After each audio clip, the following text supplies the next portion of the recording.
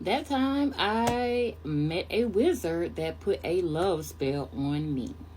We just gonna say his name is Shimon. Now, this is strictly for educational, entertainment reasons only. If you see me looking down, looking at my notes, because I had to write this down because it'll get a little long and I don't want to be too long. I look at myself as, you could kind of say, a yunty. And that's kind of like a young auntie. And I realize that I do have grandkids coming up, kids coming up, in this world. And I want them to be very much educated. Unlike myself was. I never had, like I said, a mother, father, sister, brothers in my life. No one to sit me down and talk to me or tell me about this world, what it's really about. So it was to the point where the things that I did learn, I learned from documentaries, educational videos, reading books. But none of it told me what I needed to be prepared for.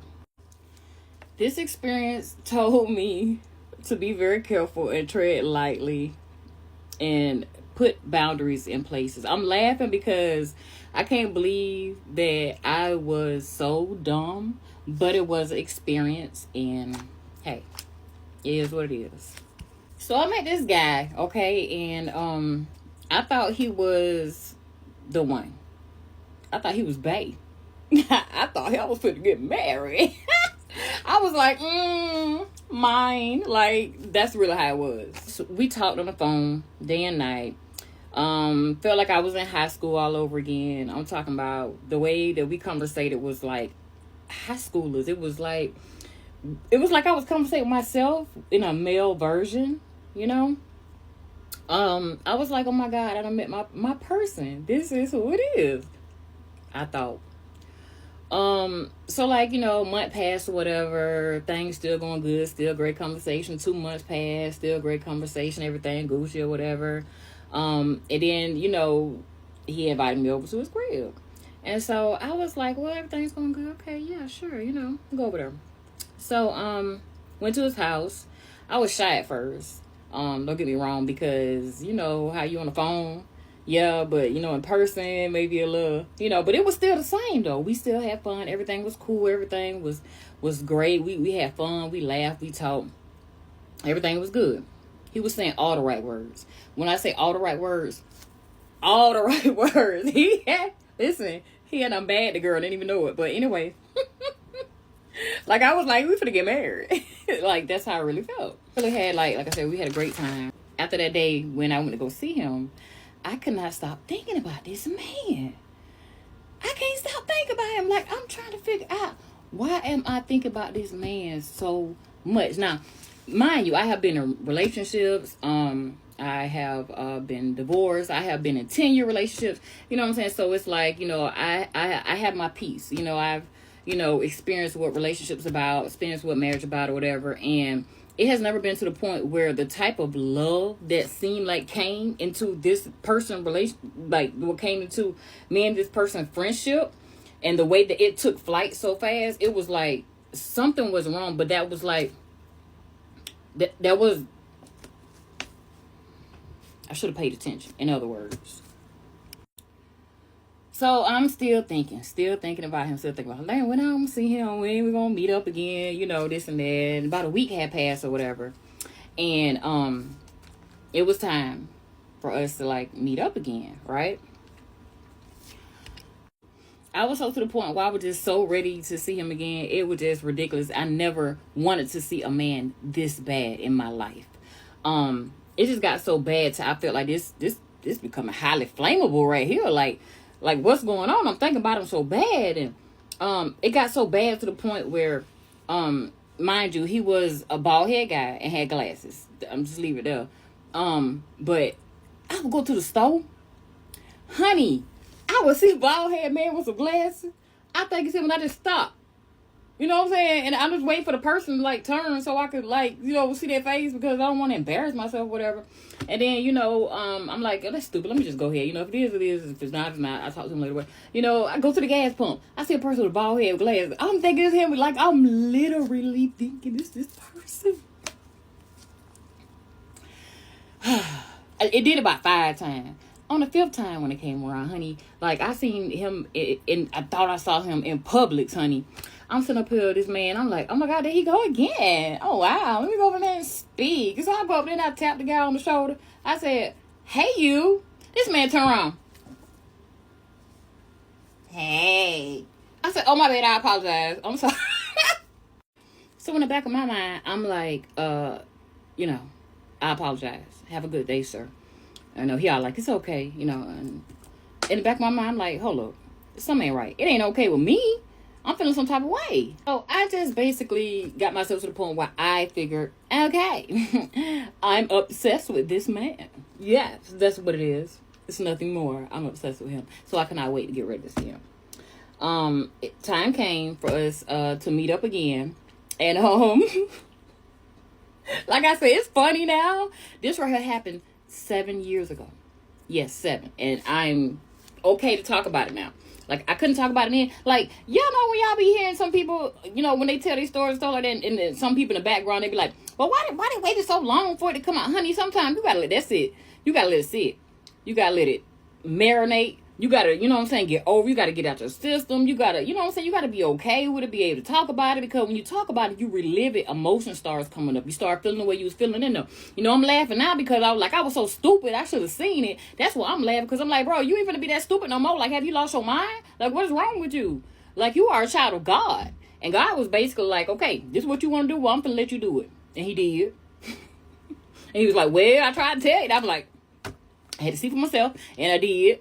But yeah, we don't do that no more. Yeah, things decide to start taking left then. Hey, babe, how you doing? This, that, da, da, da, you know, everything all good and stuff. We all happy to see each other, this, you know. And he's like, okay, well, you want to go to the store and get some snacks? You know, you want to get some drink? You want to get some chips or something to watch a movie? I'm like, yeah, cool. We go to the store and get it or whatever. By this time, it was cold outside, right? By it being cold, he had this coat, honey. And when I tell you he got this coat, like, I had left my coat in the car, but I was good, though. I was loving the weather. I'm originally from New York. So it's like, I love the weather. Like, this Florida heat be down here, I be like a melted popsicle. But I'm getting used to it, kind of. But he was like, okay, we can go to the store. I'm like, okay, cool. This man got a coat. And when he got the coat and threw it over my shoulder. It went like this way over to this way right here. And when I tell you, uphill was on fire. When I say fire, it was like burning to the point where it was like something hot touching. You was like, ugh. So that was my reaction. My reaction was, ugh. And I just looked at him like, I'm good. I'm good. And he just looked at me like, put the coat on. It's cold outside. And throw it back on me again, honey. And this time, it felt like my whole back engulfed in flames. And I literally threw the coat off and looked at him like, I said I'm good. And he was like, okay. That time came, it went. You know, us, you know, talking, seeing each other, you know, time. Then, you know, he called me up like 2 weeks later or whatever. He was like, hey, babe, how you doing? I got you a present. You gonna come get it? And I'm like, yeah. So, honey, I get over there. We do the same, you know, the usual. Hey, babe, how you doing? This, that, da, da, da. We're going to watch a movie. We're going to hang out. We're going to have fun. This, that, da, da, da. And he gave me the bag. He was like, baby, this is for you. And when he got it for you, like, I looked at it and I was like, oh, my God, this looks like a prison uniform. I ain't say that out loud, but I was like, thank you, baby. So sweet. He was like, you ain't going to put it on? And I was like, I'm going to put it on when I get to the house. He's like, no, put it on. I want to see you put it on. That's why I messed up at. And not just only that, by me taking it to my house is where I messed up at. Because, honey, let me tell you something. When I tell you some strange stuff started happening after that, it was, like I said, this right here going to have to be a part 2 because it already getting long. This is part 2. Okay. So, like I was saying, I took the outfit home. I'm not sure if you've seen the movie Sinners, but with Sinners, you know, when it was outside the juke joint, it was like they had to ask to come in, right? So it's pretty much the same thing. If they don't ask, they got to have something that's attached to you that they have given you that gives them attachments are okay for them to come to where you are or to have an attachment to you. So he gave me the outfit.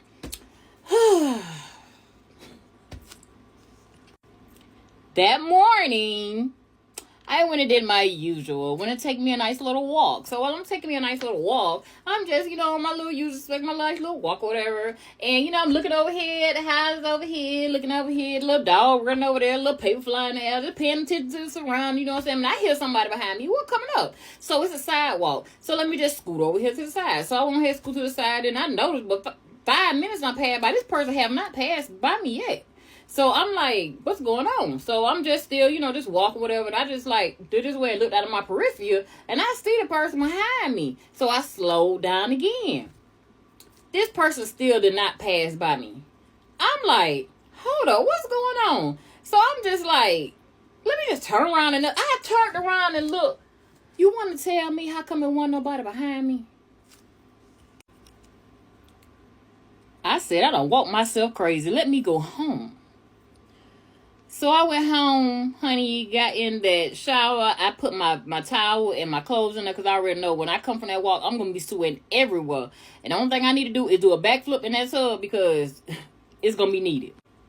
After I finished taking my shower, I'm getting ready to go to my room. In my room, I had, it was basically darkness everywhere except for over there where it was the windows were located. The windows was like over against the wall. And there was two of them right beside each other. And one of them had the curtain that was open a little bit. And the curtain had a little bit of sun that was coming through. So I could see anything over there on that end of the side of the room, whatever. Please tell me how come when I opened the door, I see a bald head shadow with glasses that literally says, and the shadow jumped out the window. You talking about somebody said, what the hell? I cut the light on.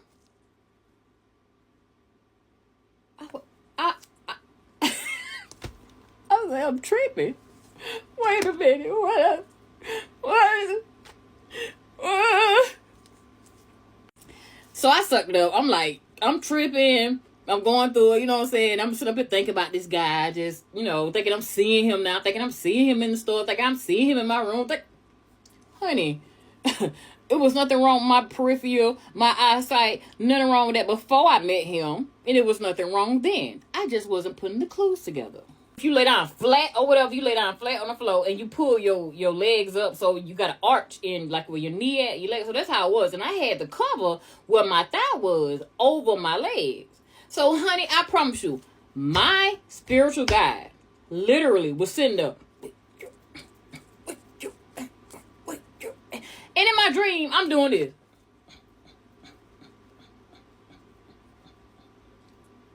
Honey, I said, and my eyes kind of open a little bit. While my eyes is opening a little bit, I see the cover going down my doggone leg. It's like somebody was back there pulling the cover off slowly.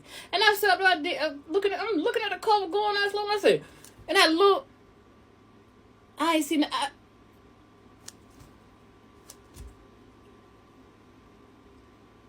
dear God, I don't know what's going on. Would you please, dear Father, please let me know what's going on. I don't know what's going on. Honey, I got to praying. Do you hear me? Coming back down, because I know someone did not. I try to, like, I was sleeping. I was dreaming. And you know what I'm saying? It's going through my mind, whatever. So the next day or whatever, he called me. We were supposed to be, like, doing a project together and stuff like that. So when it had came time for us to do the project, we were sitting there. Now, this really right here kind of stood out while we were doing the project. He was like, do you ever wonder about your kids? Do you ever wonder what they doing?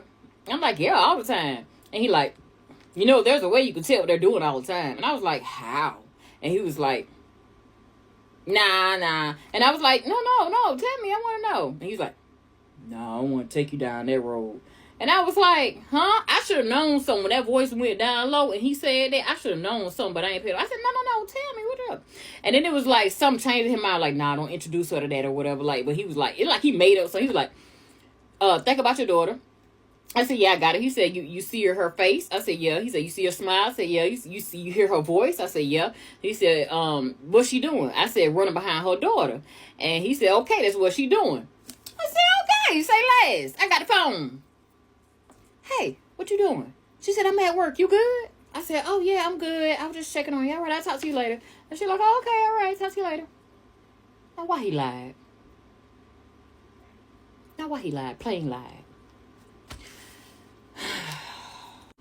So after then, I was to the point where I was like, you know what? Every time I get around him, something weird happened. Every time, I talk to him, something weird happened. Some weird stuff had happened ever since I've been talking to him. It was like weird stuff. So I'm like, I'm going to back up. So I slowed down, texting, the talking, the meeting up, this, that. So I guess he's seen it. He called me. He was like, hey, I planned something special for us. Can you come over this weekend? And in the back of my mind, it was like the whole time to the weekend because it was like a Wednesday Tuesday, it was like the whole time someone like, nah, you don't need to go. Nah, you don't need to go. But then, you know, like in the back of my mind, I'm like, you know, he was bae. You know, was trying to, you know, get married. And so I'm like, yeah, sure, come over. You know, that Friday came over, whatever. So we sitting there chilling or whatever. All is well. And while we sitting there chilling and stuff like that, it got to the point where we was always there. It was to the point where it was just the living room, it was the kitchen, and it was the bathroom. Those were the areas that I always had went in or whatever. And so, because he told me that he was working on the rest of the house, and by him doing on the rest of the house, whatever, I never seen the rest of the house. So when I came over, he was like, "I surprised. I want to show you what I did to the other room, so you can be like, you know." Oh, yeah, you're really a handy guy because, you know, from what he was telling me, the rooms tore completely up. But anyway, so we got to the point where we got ready to go to the room and we went back there. And, you know, by him working on the room, we didn't really have, like, electricity in it or whatever, so it was kind of dark. So he was like, yeah, I did this, and then I did that, and then I did this, and he was just showing me everything. And so while we just, you know, sitting there talking and stuff like that, he was like, well, do you like this area back here? You know, calm. And I'm like, well, yeah, it's cool, whatever. So I'm just going along what he got, whatever, you know. And then he said, okay, well, I'm just going to get a candle. We can just vibe back here, whatever. I'm like, yeah, okay, cool. He left to go get a candle. I'm sitting there in the mid-dark, kind of dark, all the way dark, just, like, looking around, but can't really see, man. So while I'm doing that, please tell me why. I actually had two crystals on my neck at the time with a cross, okay? And one was on this side, one was on that side, and the cross was, like, in the middle. But they was kind of hugging on top of it. So it's like you got to push the crystals out the way in order to get to it. Honey, I'm sitting there in the doggone room and I feel something do this. It literally picked my cross up off my chest and yanked it. I looked down for the pocketbook I never brought in there. I looked down for the pair of shoes I never took off. And I hauled tail and got the house. I went in the living room, grabbed my pocketbook, and I went and got in the car and I hauled tail. When I got home, the whole time I'm driving, you know, I'm sitting there thinking, I'm like, oh, let me call him, apologize. Let me say, you know, I ain't trying to do this. You know, I apologize for this right here. So I ain't letting no happen. I said, hold on, let me call him. So I called him. I said, hey, I apologize for leaving, but I need to let you know what happened. He was like, what's up? I said, well, when you left, something tried to pull my cross up off of my chest. And he said, don't worry about it.